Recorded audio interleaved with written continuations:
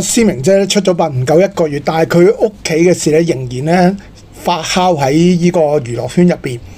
繼早前咧，李家鼎咧就公布咗段錄音，就證明咗咧佢嘅大仔啊李永豪咧就喺度不停咧要攞錢拗錢。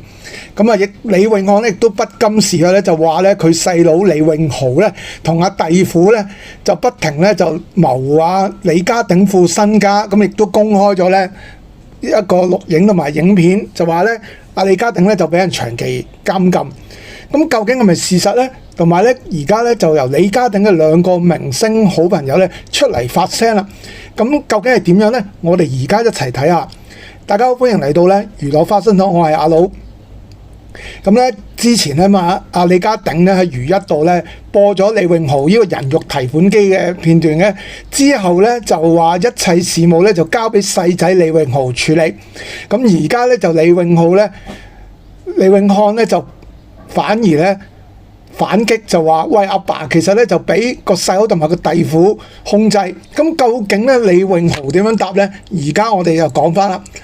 李永豪咧解釋咧點解咧對阿李家鼎啲語氣咁差，因為敏感知道咧阿爸隱瞞佢咧不停咧俾阿哥咧李永豪攞錢拗水，所以咧佢就話同阿太太即係阿細新抱咧就不停咧要留意住鼎爺個帳目，就驚咧阿爸啲血汗錢啊俾佢揸乾。咁如果真係咧都係孝順仔嚟嘅。佢話李永漢嗰段錄音咧係抽出部分嘅內容，並向傳媒提供咧太太 Alice 咧勸老爺留錢自己用咧，同埋唔好再糊塗嘅完整錄音咧就冇講出嚟。咁啊，所以李永豪咧就攞翻出嚟。至於阿大媽咧李永漢咧就話李家鼎俾人軟禁，阿細佬李永豪就話咧係阿爸唔想見大仔李永漢啊，佢就咁講嘅。我叫佢有咩咧都推喺我身上，而家全面接管阿爸嘅所有事務，目的係要保障翻阿鼎爺嘅財產，等佢安享晚年。佢話被咧話拎走咗阿李家鼎300幾萬，李永豪咧就話涉及嘅金額同埋法律細節咧就唔方便講啦。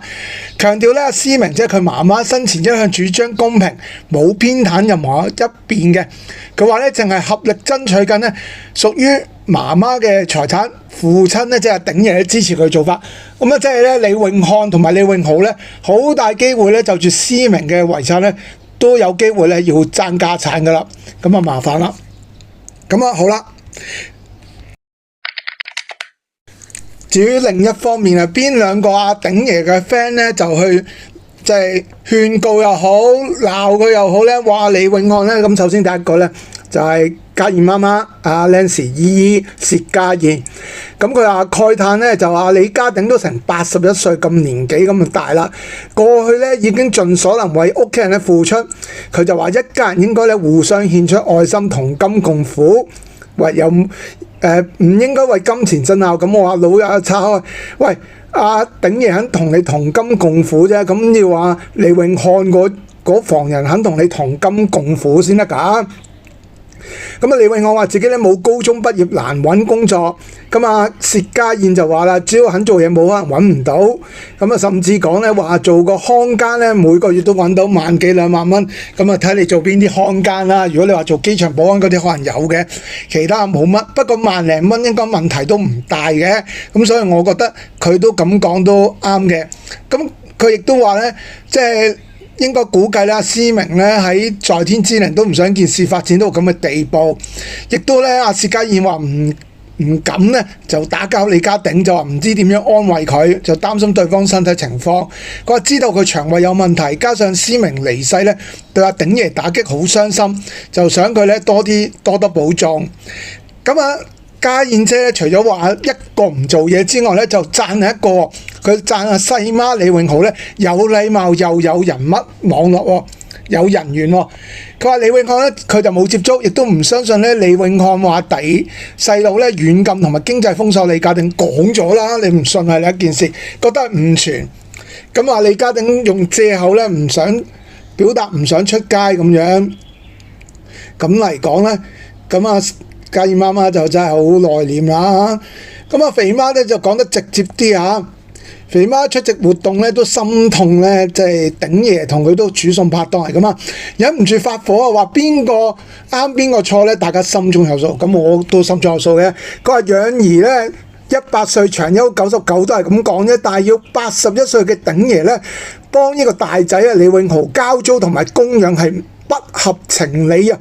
同阿鼎爺拍節目嘅時候咧，已經見工作人員咧不忙，即係做嘢嘅時候咧，都喺度成日要聽屋企人電話，經常要幫佢哋手啫。應該講喺大媽嗰邊啦。